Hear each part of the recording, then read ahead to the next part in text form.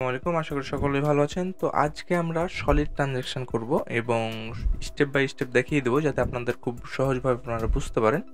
এবং আপনি যদি আমার চ্যানেলে নতুন হয়ে থাকেন অবশ্যই সাবস্ক্রাইব করবেন। তো প্রথমত যেটা করতে হবে, আমরা প্রিমিয়ার প্রো ওপেন করে নিয়েছি এবং দেখতে পাচ্ছেন এখানে আমার কিছু ফুটেজ আছে। আমরা এই ফুটেজগুলোকে আমরা সলিড ট্রানজ্যাকশন করব।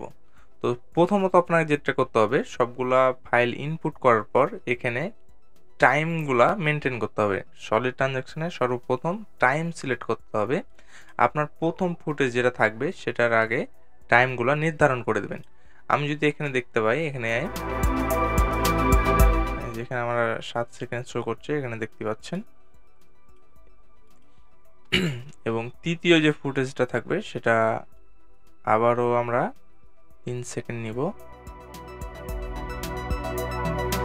চতুর্থ ফুটেজ যেটা থাকবে সেটা আমরা 2 সেকেন্ড নিব। মানে প্রথমেরটা একটা বড় নিলাম এবং পাশেরগুলা 2টে করে নিব সেম সাইজের। মানে এটা যদি 4 হয় তাহলে এ দুটো 3 হবে, এ দুটো 2 হবে, তারপরে দুটো 1.5 হবে। এভাবে আমরা স্টেপ বাই স্টেপ সাজিয়ে নিব।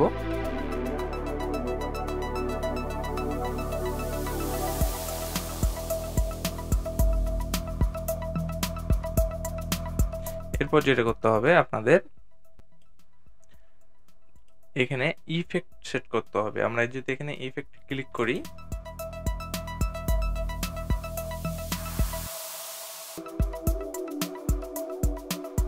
এখানে ট্রান্সফর্ম যে ইফেক্ট আছে আমরা এটাকে অ্যাপ্লাই করে দেব।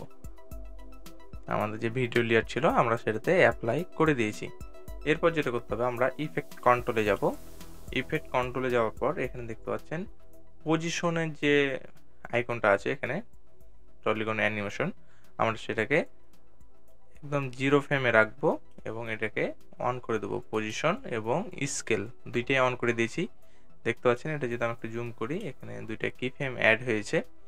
এরপর যেটা করতে হবে, আমরা এখান থেকে একটু সামনে আগানোর পর আবার দুটো কি ফ্রেম দিয়ে দেবো। আমরা এখানে একবার ক্লিক করব, আবার এখানে একবার ক্লিক করব। আমাদের এখানে দুইটা কি ফ্রেম হয়েছে এবং এখানে দুইটা কি ফ্রেম হয়েছে। আর একটু সামনে আবারও দুইটি কি ফ্রেম অ্যাড করব। দুইটি কি ফ্রেম অ্যাড করার পর আমরা এইখানে যদি একবার ক্লিক করি, দেখতে পাচ্ছেন আমাদের এখানে সিলেক্ট হয়ে যাবে। এবার স্কেল থেকে যে জুম আছে এটাকে আমরা 120 করে দেব এবং আবার এখানে একবার ক্লিক করব যাতে আমাদের এই আইকনটাতে সিলেক্ট হয়।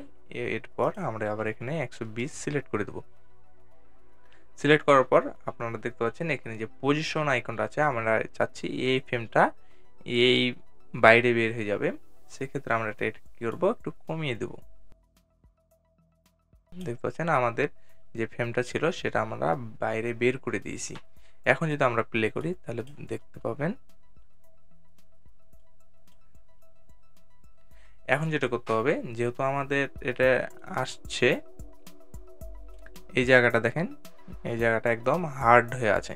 আমরা এটাকে স্মুথ করার জন্য নিচে নামবো এবং এখানে দেখতে পাচ্ছেন এখানে যে ইউজ কম্পোজিশন আছে আমরা এটাকে ঠিকঠাক উঠিয়ে দেব এবং নিচে যে অ্যাঙ্গেলটা আছে এটা আমরাকে 360 করে দিতে হবে। এখন দেখেন এই জায়গাটা কেমন দেখাচ্ছে। আমরা যেটাকে বিফোর দেখাই, বিফোর আফটার। এখন যদি আমরা এটাকে প্লে করি, এখন দেখেন আমরা এটাকে একটু কাস্টমাইজ করে নেব। আমরা এটাকে বেলজিয়ার করে দিচ্ছি। এরপর যেটা করতে হবে আপনাকে, এখানে যে আমরা অ্যাপ্লাইগুলো করলাম আমরা এটাকে কপি করে নিব। কপি বলতে আমাদের যে ট্রানজ্যাকশন ইফেক্ট আছে যে ট্রান্সফর্মের, সেটা আমরা কপি করে নিচ্ছি। এরপর যতটি আমাদের লেয়ার আছে সবগুলোকে সিলেক্ট করে নিতে হবে।